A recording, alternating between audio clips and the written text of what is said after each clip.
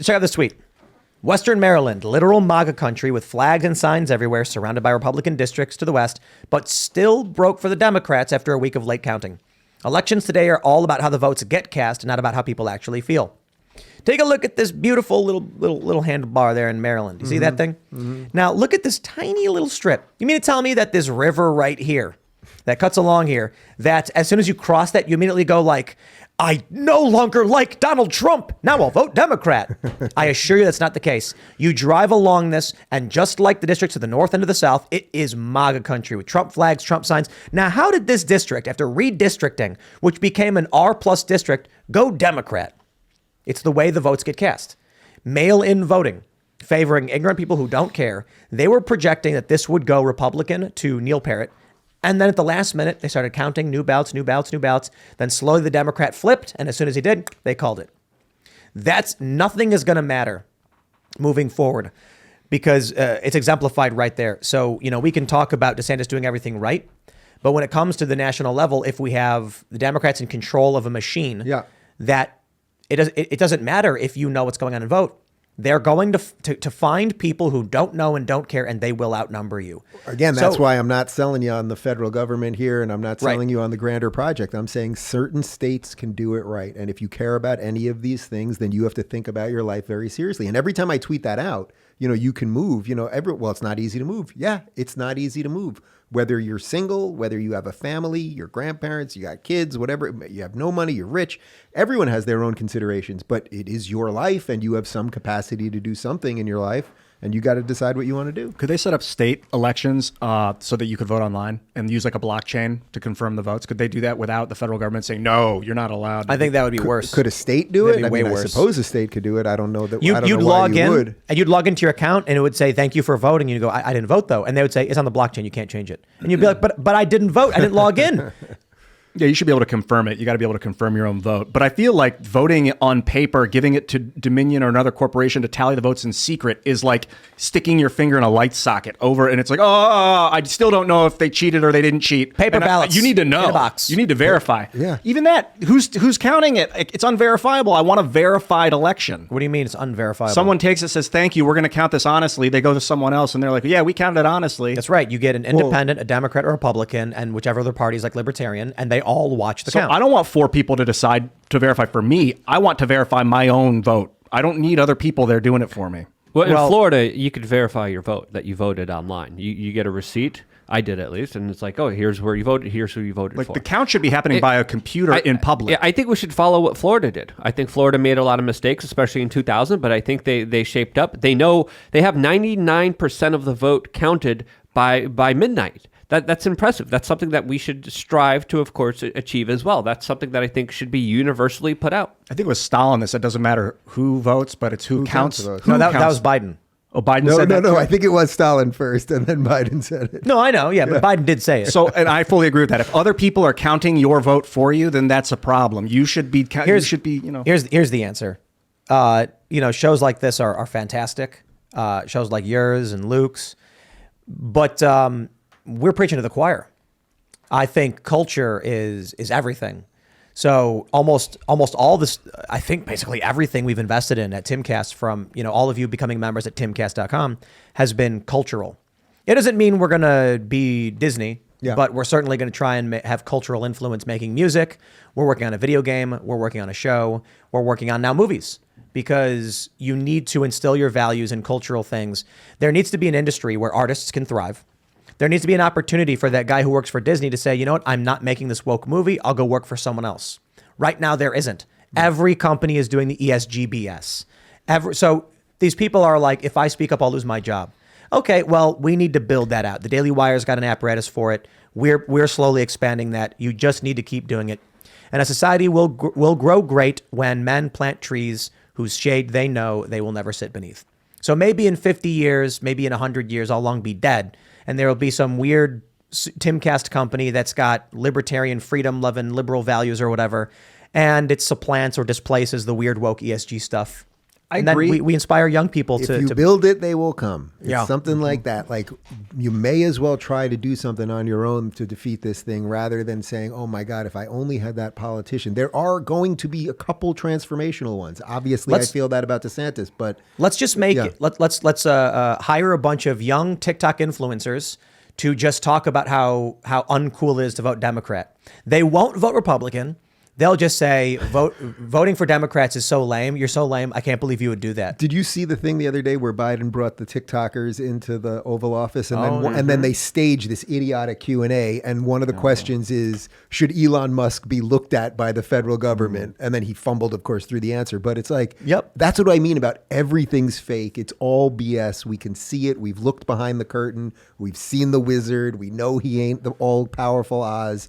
But what do we do about Well, it? one thing we can do is, and I strongly encourage Ron DeSantis to begin immediately, is to start building a dike system outside of Florida and then draining the water to expand the territory of Florida to accommodate more. And then, I've breathing room. living in Miami. I mean, Living the water's space. only 3 feet deep, like 10 miles outside, or like whatever. I think it's like 11 miles south of Miami. The water is like you could stand there on the rocks. Yeah. It's crazy. They have Stiltsville where they built those buildings on stilts where it was like international waters or whatever.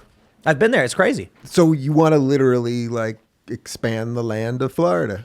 Yeah. I don't think we need it yet, but we could start. I think his next thing, like, it is infrastructure projects. Let's build more housing so that the competition that you were talking about earlier about the house prices. Here's a question. If Ron DeSantis, and this is totally hypothetical, if he brought in, like, if he started actually bringing in earth mass Yeah. and dumping it alongside the coast of Florida, expanding, would the international waters go out with it, or how would that work? That is a good question. I'm not a maritime lawyer. Yeah. It's a very good I'll have to question. talk to my maritime lawyer. He's on retainer. Yeah, But it's like, well, literally- the water extends to like 11 miles to like international waters, but we added a couple more miles of dirt. Well, most Florida is swamp anyway. They have pumps in Miami to get the water out. That's So, crazy. and it gets flooded a lot. So, Yep. I mean, it's But already that. we get flooded. But Hurricane Ian hit, basically a Category 5, as he described it, 100-year biblical storm. I met a guy at the election night, at the DeSantis event at election night. It was a contractor in South Florida, and he was one of the guys working on the Sanibel Causeway. And he said that this thing would have taken 2 years in any other state because of all of the red tape. It took Yeah, it's them amazing. 2 weeks. Let's talk about solutions in the cultural issues. So before the show, we mentioned that Ian went on a tirade, screaming and slamming the table about how Dave Rubin was a sellout, and if he ever got the chance to see him in person, he'd tell Dave exactly what he was Knees are like thinking. razor blades. That's why I came here today. Well, it segues. I'm gonna sit up. I've been kind of Well, so let me set this up. It's we're dealing with censorship. Elon Musk buying Twitter, and all of a sudden the game has changed. Yeah. And a lot of this bodes very, very well for those who care about freedom. It seems like we're starting to make tremendous gains in the culture wars, but with the Daily Wire success, with Elon Musk buying Twitter, they can only hold on for so long with universal mail-in voting. Within this, there's Rumble, which we use Rumble infrastructure for Timcast.com, like the whole website, like literally the website itself, Yeah. the video player itself. And then we use Parallel Economy for our memberships, which is Dan Bongino with, Yep. I believe Rumble's invested in that as well. I think so. So we want to build this parallel economy. You launched Locals, Yeah. and then you sold to Rumble. Yeah. And then we had a discussion about that. Ian said you were selling out, and I don't remember the entirety of the details, but this is what brings us to we're here now. Dave's in the room, and Ian is just fuming and seeing red. I'm throwing the knife in the middle of the See the table. steam Oh, coming off my God. shoulders. I'm sweating. It transitions brilliant because we're talking about culture. We need to build culture. We need to make movies. We need to get people on our side vibrationally. They want people to walk into a room and people to be like, yes, whatever you say. It's a little culty, but you need that to change to change politics. I think you need control of culture, but you also need control of technology, because if you control the technology, no matter how much good movies people are trying to put out there, you can just turn them off. So that kind of brings me to Locals, which you were running at the time. So you started Locals. I had 2 tiers of issues when you sold it, I think, is my problem. And the first one was a bit more personal. The other one's more, I guess, idealistic, is that you said, come to Locals, I'll make sure you never get banned, and then sold the company. I was like, well, now he can't make sure you never get banned because he sold out. And I think I use the phrase sold out to Rumble, whatever. He sold the company. Yeah.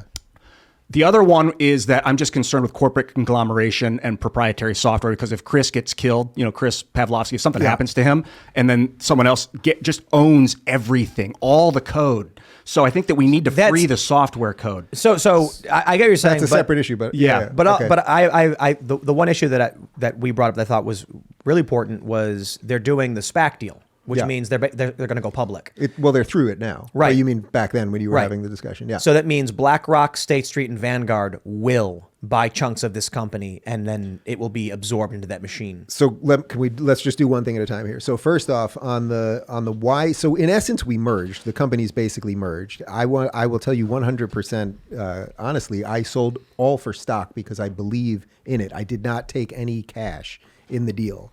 I still consult for them. That's the extent of what I do with the company. But I am telling you, without question, there has never been a tech company built in any sense that we know anything of that it is free speech is baked into the ethos of this company. When I started Locals, our idea was, we wanted to basically personalize a Patreon for people so that you'd have an app that would give you direct contact with your audience and you could build a business on your own. So we sort of viewed it as like, we're building you a house and what you do in your house is up to you. That's how we dealt with free speech. And we never had any problems about it. Also because you have a paywall, which eliminates 99.9% of all bad behavior. So I felt we had a bunch of good systems in place to clean it up in a really nice way. And I think, and then it became very successful and we got great investors and all of those things. I had a talk with, we had a couple offers to buy the company. I had an offer for massive cash, life-changing cash offer. I had the offer in hand. Can you say from who? No, but I had the offer in hand. Good people or bad people? Good. Okay. Good, actually. And I went to Peter Thiel for advice, purely for advice. And I said, here's the offer. What do you think I should do with this thing? And he said, and I said, Peter, I know this number that I'm showing you is not a lot to you. He's got billions and billions of dollars. But I was like, but it is life-changing for me and my brother-in-law who's the CEO, who's running the tech, changed my sister's life, changed my family's life right there. And Peter said, look, I'm looking at your numbers. You guys are doing some great things here. He said, all you need is distribution. If you can figure out what your distribution model is, you have something amazing. And then I think it was literally like 2 weeks later, we got a call from Chris. Can you guys meet me in Miami for lunch?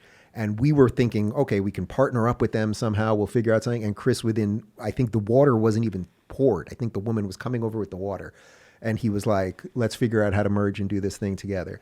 I'm telling you, everyone on the board at Rumble is in this thing for free speech, for every issue we've discussed here. Can BlackRock and other companies figure out ways to buy parts? Of course they can. Of course they can. I'm not going to tell you that they can't. Chris, I don't know what the numbers are, so don't quote me on this exactly. Chris controls something like 74% of the company right now. I think it's something like that. And he is an absolute all-star on all of these issues. So if this type of deal, I don't mean this to you specifically, if this type of deal is not good enough for someone, like here, you know me, right? Like I started in this thing fighting tech censorship, all of the nonsense that New York Times was calling us alt-right and all of these things. I started this company for the right reasons. We found another company that's in it for the right reasons. At some point, it's like you got to do deals to grow and be bigger and mature these things and scale them and all of those things. Are we a perfectly decentralized system? We are not. Are we working on some things, including decentralized payments and subscriptions? We absolutely are. That's the key. Yeah. The issue, for one, all of it net positive. Yeah. All of it net positive across the board. And that's why we use Rumble infrastructure for everything, plus parallel Also, economy. You can't be Google alone. Let me just throw one thing in. Like for me, like I was running a company that was a side job that I was only losing money on, right? Because I'm putting time and resources into it. But I didn't mind that. Like I actually loved building it. But like, okay, so now Dave is somehow just through Locals. I'm going to beat, like, I honestly think we can beat Google. I really believe that. So here's the trajectory I see. Right now, Rumble is operating off of what I assume is like SPAC money or investor cash. Well, the SPAC is closed and now it's fully public and traded on NASDAQ and everything. And so they have the money from the pipe and all that. Yeah. So there's a lot of cash there. So the profit revenue generation for Rumble is substantially less than their costs. Their liabilities exceed their assets at this point, I would imagine. At a certain point, there's going to be an obligation to the shareholders to generate revenue. Like Twitter, what I see happening is they eventually say, how do we attract advertisers? That's how we have to make money on this one, or subscriptions. you're then going to run into one of two problems. Advertisers are going to say, we will not advertise on this content because it offends our delicate ESG sensibilities. You get no money from us. That's less of a problem with Rumble because of Rumble's founding. Whereas Twitter was like, hey, Yes. our investors want money. We're going to go for it. We're going to appease. The next issue is the financial services, which is why parallel economy is so important. And I think Rumble sees this. Well, Dan, who started Parallel Economy, is also a founder of Rumble. Exactly. These things are connected. Like when I tell you that the people involved in these things, when I have been to any meeting with these people, when we were trying to figure out the merger, I never heard anyone say anything related to speech in any way that would have made any of it. It doesn't mean those things can't change. Yeah. Twitter used to be the free speech wing of the free speech party until their obligation to their investors. And then the advertisers said, oh, yeah, we'll advertise if you ban that guy. With Patreon, they banned Robert Spencer because it was reported that I think MasterCard ordered them to do it. Yeah. And the response from the CEO of Patreon was, if we don't ban this one guy, 10,000 people lose their livelihood. And my response was, let the 100 million fans of those 10,000 people send an angry letter to MasterCard when that happens. Yeah. So, well, I had him on my show and he was lying to my face. It was pretty obvious. no, exactly. Yeah. So I think Jack Conte. Yeah. I think these are potential pitfalls to going public, getting investor money. Eventually, the bill comes due, and Rumble's going to have an obligation to public shareholders as to how they generate revenue and what that means. So I would also say, it's totally legit. I think another piece of that I think makes it a little bit easier for somebody like you to understand, or not to understand, but to appreciate, would be that the advertising game really is changing right now. Like the cancel thing, it's not that it's gone. But I think the days of, Ben Shapiro said something about abortion, now the Soothe app is not going to go. It just doesn't work anymore. We are getting to the other side of it. The Chappelle thing that we started with is evidence that we're getting to the other side of it. There also are all sorts of companies now, because of what the woke have done, that companies are now being built across all sorts of industries to make hats and do all the culture stuff you're talking about, whatever it might be, whatever product. So there's a whole new industry being built that will support this sort of thing that did not exist 5 years ago.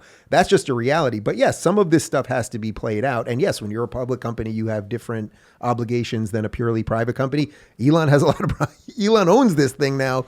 He's going to have a lot of problems when he realizes how much money it's losing every day. Can I just ask you one question? Because you said locals had the ethos and the belief system of freedom of speech. Yeah. What made you believe that Rumble was going to continue that? Because you made a statement saying, believe me, these guys are standing behind it. What made you believe that these guys were going to follow those same ethos as you had with locals? So first off, I assume, like all of you guys, but especially you, Tim, when you've done what we do for long enough, like the idea that I would cross my audience is so not say something they don't like, but like do something so fundamentally against what I have put out there and what I believe in.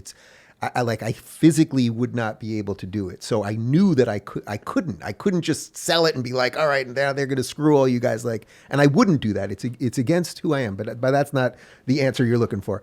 Every meeting that we had with Chris, all he kept talking about was the free and open internet. That was it.